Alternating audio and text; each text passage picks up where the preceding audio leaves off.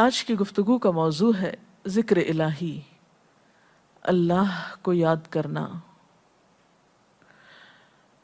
اللہ تعالیٰ کو یاد کرنا خوبصورت ترین کاموں میں سے ایک کام ہے، بہترین عبادات میں سے ایک عبادت ہے۔ قرآن پاک میں اللہ تعالیٰ اس کے بارے میں فرماتے ہیں وَلَذِكْرُ اللَّهِ أَكْبَرُ، اور اللہ کا ذکر بہت بڑا کام ہے، بہت اچھا کام ہے۔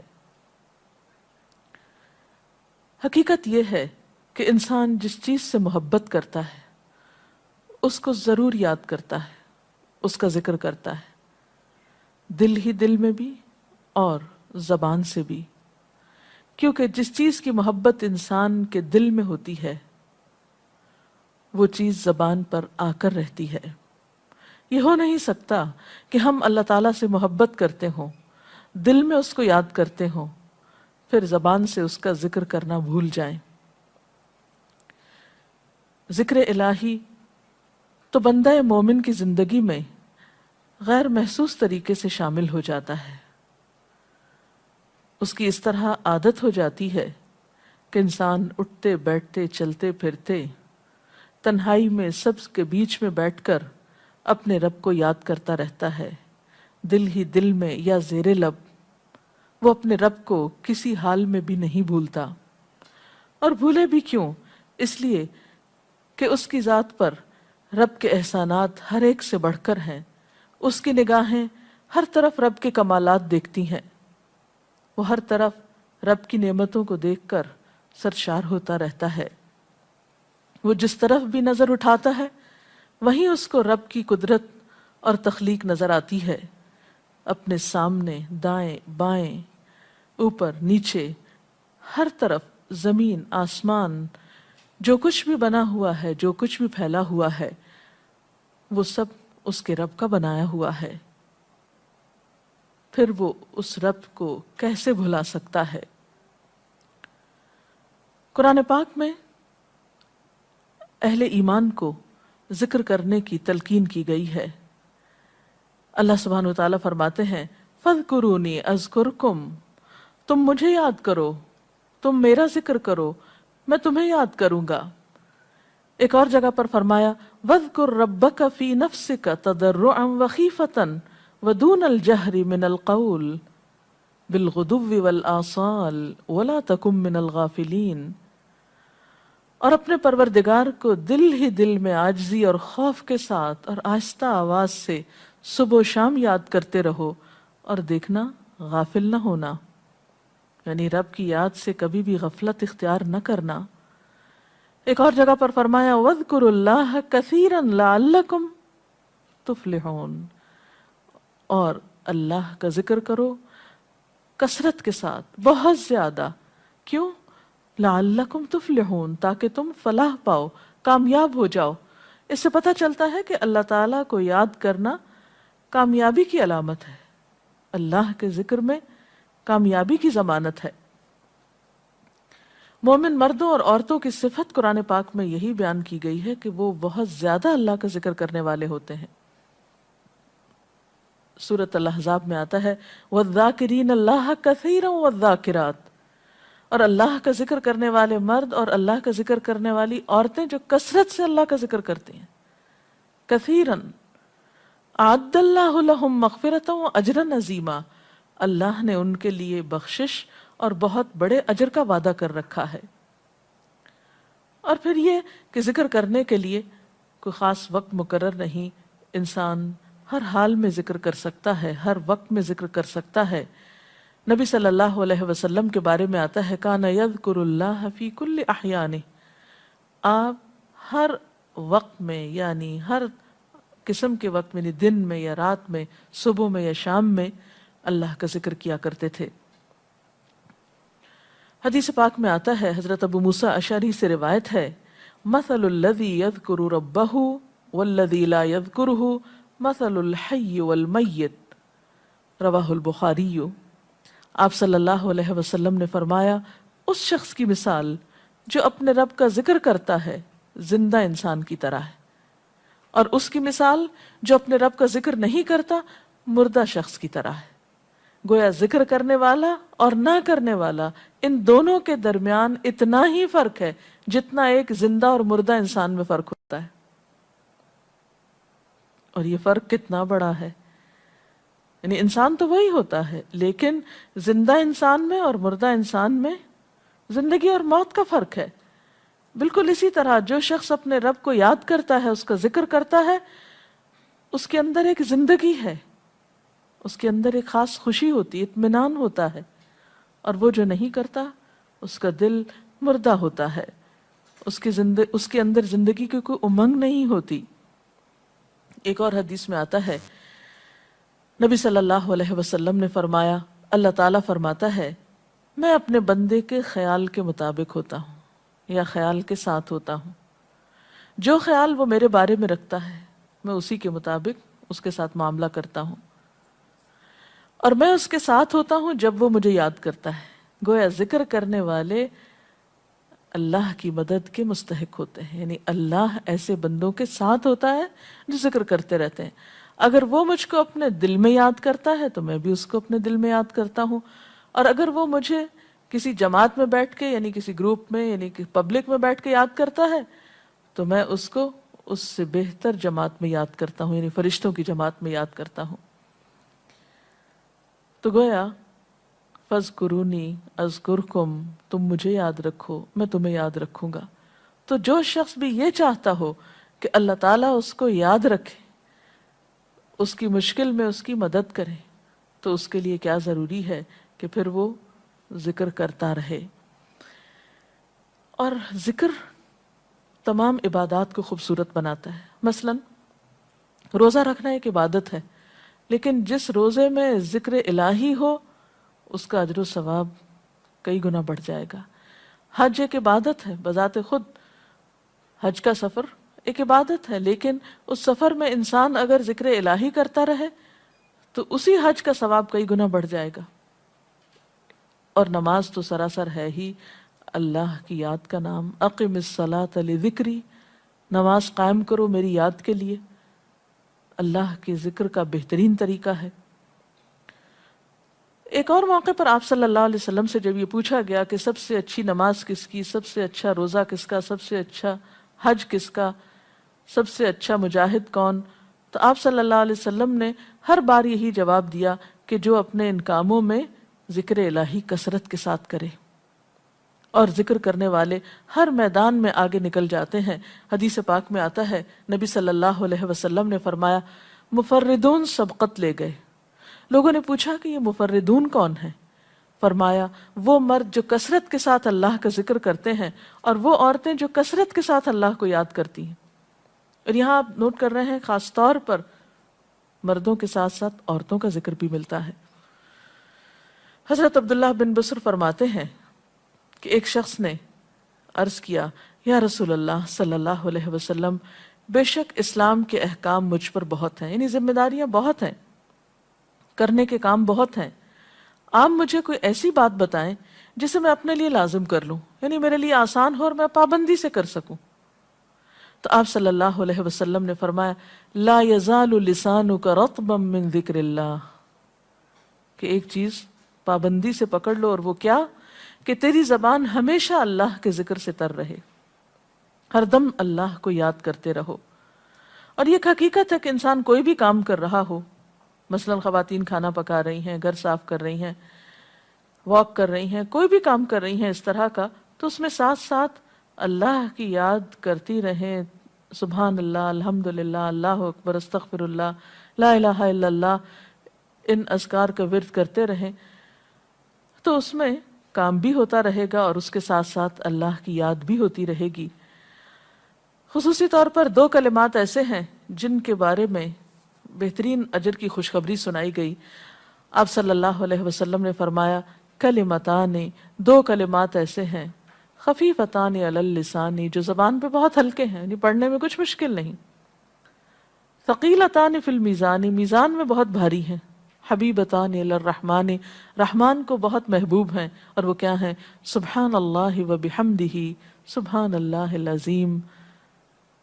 چلتے پھرتے، اٹھتے بیٹھتے، کام کاج کرتے تسبیح پڑھتے رہنا، ذکر کرتے رہنا، انسان کے دل کو جہاں اطمینان بخشتا ہے وہاں اس کے کام کو آسان بھی کر دیتا ہے اور اللہ کی مدد بھی ساتھ ہوتی ہے۔ اور قرآن پاک میں ایسے لوگوں کے لیے خوشخبری ہے، الا بذکر اللہ تطمئن القلوب، سنو اللہ کے ذکر سے دلوں کو اطمینان ہوتا ہے۔ اور ویسے بھی میزان میں بہت بھاری نیکی ہے۔ ایک حدیث میں آتا ہے کہ رسول اللہ صلی اللہ علیہ وسلم نے لوگوں سے پوچھا، کیا میں تمہیں نہ بتاؤں کہ تمہارے اعمال میں سب سے اچھا عمل، سب سے پاکیزہ اور تمہارے درجات کو سب سے زیادہ بڑھانے والا، اور جو تمہارے لیے سونے چاندی کے خرچ کرنے سے زیادہ بہتر ہو، اور اس سے بھی بہتر ہو کہ تم اپنے دشمنوں سے ملو، ان کی گردنیں تم مارو اور وہ تمہاری گردنیں مارے، تو کیا ایسا عمل نہ تمہیں بتاؤں؟ صحابہ نے عرض کیا، ضرور یا رسول اللہ صلی اللہ علیہ وسلم، ہمیں ایسا عمل بتائیے۔ تو آپ نے فرمایا وہ اللہ کا ذکر ہے، یعنی تمام اعمال میں وہ سبقت لے جاتا ہے۔ اسی طرح ایک اور حدیث میں ہے، رسول اللہ صلی اللہ علیہ وسلم نے فرمایا کہ جب بھی کچھ لوگ بیٹھتے ہیں اور وہ اللہ کا ذکر کرتے ہیں، یعنی کسی مجلس میں اکٹھے ہو کر بیٹھتے ہیں، تو اللہ کی رحمت ان کو ڈھانپ لیتی ہے، ان پر سکینت نازل ہوتی ہے، اللہ تعالیٰ ان کا اپنے ہاں ذکر کرتے ہیں۔ گویا اکیلے بھی ذکر کیا جا سکتا ہے اور کسی مجلس میں اکٹھے بیٹھ کر بھی۔ پھر اسی طرح صبح و شام بھی، جیسا کہ قرآن پاک میں آتا ہے، وَسَبِّحْ بِحَمْدِ رَبِّكَ قَبْلَ طُلُوعِ الشَّمْسِ وَقَبْلَ غُرُوبِهَا، اپنے رب کی تسبیح بیان کرو سورج نکلنے سے پہلے اور اس کے غروب ہونے سے پہلے۔ ایک اور جگہ پر آتا ہے وَسَبِّحْ بِحَمْدِ رَبِّكَ بِالْعَشِيِّ وَالْإِبْكَارِ، اپنے رب کی حمد و ثنا بیان کرو عشی کے وقت یعنی عصر کے وقت، والابکار اور صبح کے وقت۔ عشی کا لفظ جو ہے یہ زوال شمس سے غروب شمس کے درمیانی وقت کو کہتے ہیں۔ پھر اسی طرح انبیاء علیہ السلام کے بارے میں ہم دیکھتے ہیں، حضرت داؤد علیہ السلام بہت خوبصورت آواز سے، بہت خوبصورت انداز میں اللہ تعالیٰ کا ذکر کیا کرتے تھے۔ نبی صلی اللہ علیہ وسلم نے ایسے لوگوں کے بارے میں بہت خوشخبریاں دی ہیں، اور سب سے بڑی خوشخبری کیا ہے کہ خود اللہ تعالیٰ کا تقرب انسان کو حاصل ہوتا ہے، انسان کے گناہوں کا کفارہ ہوتا رہتا ہے، اور بعض اذکار جو بظاہر تو بہت معمولی نظر آتے ہیں لیکن ان کا اجر و ثواب اتنا ہے کہ انسان حیران ہوتا ہے کہ اتنے کم کلمات کے بدلے اتنا بڑا ثواب۔ جیسے نبی صلی اللہ علیہ وسلم نے فرمایا کہ الحمدللہ کہنا میزان کو بھر دیتا ہے۔ اب الحمدللہ دو لفظ ہیں، لیکن جو شخص دل سے اس کو ادا کرتا ہے تملا المیزان، میزان بھر جاتا ہے اس سے۔ سبحان اللہ، الحمدللہ کے کلمات آسمانوں اور زمین کے درمیان کو پر کر دیتے ہیں، یعنی اتنا اجر و ثواب ہے ان چھوٹے چھوٹے کلمات کا بھی، لیکن اکثر شیطان ہمیں ان سے غافل رکھتا ہے۔ تو ضرورت اس بات کی ہے کہ ہم کثرت کے ساتھ اللہ کو یاد کرنے والے ہوں، تاکہ ہمارے دین و دنیا کے کام سنور جائیں اور آخرت میں اللہ کے محبوب اور مقرب بندوں میں ہمارا شمار ہو۔ اگر اس سلسلے میں آپ کے ذہن میں کوئی سوال ہے تو آپ کر سکتے ہیں کہ آپ پوچھیں۔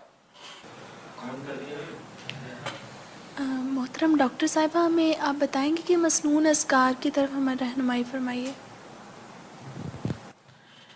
بہت سی کتابیں ایسے ہیں جس میں نبی صلی اللہ علیہ وسلم سے ہر موقع کی مناسبت سے اذکار مذکور ہیں۔ مثلا آپ دیکھیے کہ آپ صلی اللہ علیہ وسلم جب نیند سے بیدار ہوتے تھے تو اس وقت اللہ تعالیٰ کے ذکر سے دن کا آغاز کرتے تھے۔ صبح کے وقت الحمدللہ الذی احیانا بعدما اماتنا والیہ النشور۔ پھر اسی طرح بستر سے اٹھنے کے بعد انسان اپنے قضاء حاجت کے لیے اگر واش روم میں جاتا ہے تو اس وقت بیت الخلاء میں داخل ہونے کے وقت کا ذکر ہے۔ پھر بیت الخلاء سے باہر آنے کے وقت نبی صلی اللہ علیہ وسلم جب تہجد کے وقت اٹھتے تھے تو وضو سے پہلے آسمان کی طرف نگاہ اٹھا کر سورۃ آل عمران کی آخری آیات پڑھا کرتے تھے۔ پھر اسی طرح سحری کے وقت خاص طور پر استغفار کا حکم ہے۔ پھر انسان وضو کرتا ہے تو وضو سے قبل اور وضو کے آخر میں ذکر بتایا گیا، اور وضو کے آخر کا ذکر سبحانک اللہم و بحمدک اشہد ان لا الہ الا انت استغفرک و اتوب الیک کا اتنا ثواب بتایا گیا کہ ایسے شخص کے لیے جو پابندی کے ساتھ یہ ذکر کرتا ہے اس کے لیے جنت کے 8 دروازے کھل جاتے ہیں۔ پھر اسی طرح جب انسان گھر سے نکلتا ہے، مسجد کی طرف جاتا ہے، مرد حضرات، تو گھر سے نکلنے کے وقت کی دعا ہے، پھر اسی طرح راستے میں پڑھنے کی، پھر مسجد میں داخل ہونے کی، پھر مسجد کے اندر، پھر مسجد سے باہر نکلتے وقت، پھر دوبارہ گھر آتے ہوئے بازار سے اگر گزرتا ہے تو اس وقت کا ذکر ہے، پھر گھر میں داخل ہونے کا ذکر ہے، پھر اگر کچھ کھا رہا ہے انسان تو بسم اللہ پڑھ کر کھانے کا آغاز کرتا ہے اور الحمدللہ کے ساتھ پھر اختتام کرتا ہے، پھر اسی طرح چھینک آنے پر ذکر ہے، پھر مرغا اگر آزان دیتا ہے تو اس وقت کا ذکر ہے، پھر مؤذن کی آزان سن کر انسان اس کو جواب دیتا ہے، اس کے بعد کا پھر ذکر ہے، پھر اسی طرح انسان کسی کے ساتھ جب معاملہ کرتا ہے، کہیں وعدہ کر رہا ہے تو اللہ کو یاد کرتا ہے انشاءاللہ کہہ کے، پھر اسی طرح کوئی اچھی چیز دیکھتا ہے ماشاءاللہ کہتا ہے، کہیں استغفر اللہ کہتا ہے۔ تو بندہ مومن کی زندگی کا کوئی مقام اور کوئی موقع ایسا نہیں جس کے بارے میں نبی صلی اللہ علیہ وسلم نے کوئی نہ کوئی خوبصورت انداز کا ذکر نہ سکھایا ہو۔ حتیٰ کہ انسان شام ہوتی ہے تو پھر صبح و شام کے اذکار ہیں، پھر اسی طرح ہر نماز کے بعد کے اذکار ہیں، تسبیحات ہیں، پھر بستر میں جاتے وقت کی دعا ہے، پھر اسی طرح اگر آپ کسی بیمار کی عیادت کرنے کے لیے گئے ہیں تو اس وقت کی دعا ہے، اگر کوئی بیمار ہو جاتا ہے تو اس کے اوپر پڑھی جانے والی دعائیں ہیں۔ یعنی کوئی بھی زندگی کا گوشہ ایسا نہیں جس میں ذکر الہی کی طرف ہمیں متوجہ نہ کیا گیا ہو۔ اور حقیقت یہ ہے کہ انسان جب اس دنیا سے رخصت ہوتا ہے اور اگر لا الہ الا اللہ پر اس کی موت آتی ہے تو انشاءاللہ اس کے لیے بشارت ہے جنت میں جانے کی، لیکن یہ اسی وقت ہو سکتا ہے جب ہم اپنے عام حالات میں ذکر کے عادی ہوں۔ یہ نہیں ہو سکتا کہ عام طور پر ہم غافل رہیں اور اچانک موت کے وقت ہمیں یاد آ جائے۔ اور بات یہ ہے کہ جس خیر پر انسان دنیا سے رخصت ہوتا ہے اسی پر پھر قیامت کے دن اٹھایا جائے گا، اس لیے ذکر کو اپنی عادت میں شامل کر لینا چاہیے۔ جی آپ پوچھیے۔ ذکر اور دعا میں کیا فرق ہے؟ کیا دعا بھی ذکر میں شامل ہے یا ذکر اور دعا دو مختلف چیزیں ہیں؟ ذکر اور دعا دونوں ایک ہی چیزیں ہیں۔ ذکر کا مطلب ہے اللہ کو یاد کرنا۔ بعض اوقات انسان صرف دل میں یاد کرتا ہے، زبان سے نہیں بھی دہراتا تو وہ بھی ذکر شمار ہوتا ہے۔ بعض اوقات انسان کوئی مسنون کلمات کہتا ہے، بعض اوقات اللہ تعالیٰ کی تعریف اپنی زبان میں بیان کرنا، یہ بھی ایک طرح سے ذکر کرنا ہوتا ہے۔ اور دعا میں خاص طور پر کسی چیز کا مطالبہ کیا جاتا ہے، یہ کچھ مانگا جاتا ہے اللہ تعالیٰ سے۔ یعنی ہر دعا ذکر ہے لیکن ہر ذکر دعا نہیں ہوتی۔ ذکر کی کئی قسمیں ہیں جن میں سے ایک دعا بھی ہے۔ جی آپ پوچھیں۔ کیا ذکر کے لیے ہر وقت باوضو رہنا ضروری ہے؟ ذکر کے لیے ہر وقت باوضو رہنے کی شرط نہیں ہے۔ قرآن پاک میں اللہ تعالیٰ فرماتے ہیں الذین یذکرون اللہ قیاما وقعودا وعلی جنوبہم ویتفکرون فی خلق السماوات والارض ربنا ما خلقت ھذا باطلا سبحانک فقنا عذاب النار۔ وہ لوگ جو اللہ کو یاد کرتے رہتے ہیں کھڑے ہو کر، بیٹھ کر، لیٹ کر، اپنے پہلوؤں پر، اور کائنات میں غور و فکر کرتے رہتے ہیں، کہتے ہیں کہ پاک ہے تو اے ہمارے رب، ہمیں آگ کے عذاب سے بچا۔ تو اس سے یہ پتہ چلتا ہے کہ انسان بیٹھ کر، چلتے پھرتے اور لیٹ کر بھی اللہ کو یاد کر سکتا ہے۔ اب لیٹنے کی حالت ایسی جس میں سونا بھی شامل ہے، تو سوتے ہوئے اگر انسان ڈر جائے یا کوئی برا خواب ہے تو اس وقت بھی ذکر کرنا، مسنون ذکر موجود ہے۔ یعنی اس وقت بھی نبی صلی اللہ علیہ وسلم نے دعا مانگنے کا طریقہ بتایا کہ اب کیا پڑھو، تاکہ تم اس خواب کے خوف سے، اگر کوئی ناپسندیدہ خواب ہے تو اس سے باہر آ جاؤ۔ تو اب آپ دیکھیں کہ سو کر تو وضو باقی نہیں رہتا، اور اگر اللہ کی یاد کے ساتھ ہر وقت باوضو ہونے کی شرط ہوتی تو پھر تو شاید ہی کوئی ذکر کر سکتا ہر وقت، کیونکہ ایک مشکل کام ہے۔